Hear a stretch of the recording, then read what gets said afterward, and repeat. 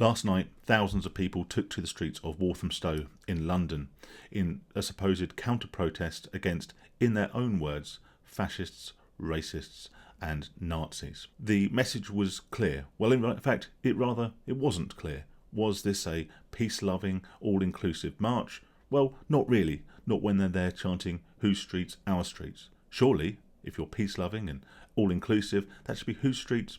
Everyone's streets. There was also many shouts of Free Palestine, which again didn't really align with the supposed reason for the large turnout. There was, I believe, also factions shouting Allah Akbar, another mainstay of these particular counter-right-wing protests that we're seeing. The message was very mixed, to say the least. However, the message from Labour Councillor Ricky Jones, who got on the microphone to address the gathered crowd of hundreds and thousands of people, was somewhat less mixed. In fact, it couldn't really have been clearer. We've got children and women using those trains, destroying the summer holidays. They are disgusting, nasty bastards, and we need to cut their throats and get rid of them all. I just want to say thank you all. I'm going to leave it now. And free Palestine! Free Palestine!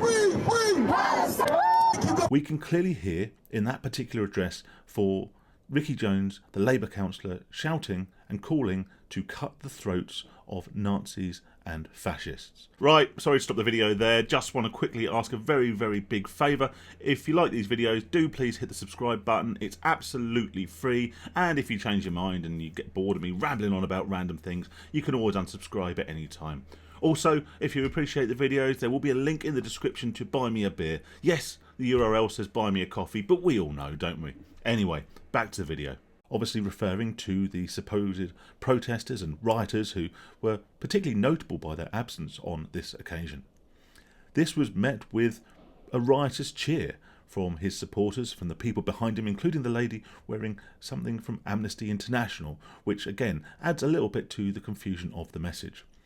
However, it's fairly safe to say that there is something somewhat hypocritical and at the very least contradictory between someone there supposedly there to smash fascism and racism and bring unity and peace, calling for the throats to be cut of anyone who disagrees with his own political viewpoints. Now, we've seen Sir Keir Starmer take a very strong stance against supposed far-right protesters and rioters, including, he said, those online, and certainly so far there have been arrests ascertaining to people who have shared opinions and also shared content online. So this person, who is in a position of power, a Labour councillor no less, is calling for actual physical violence.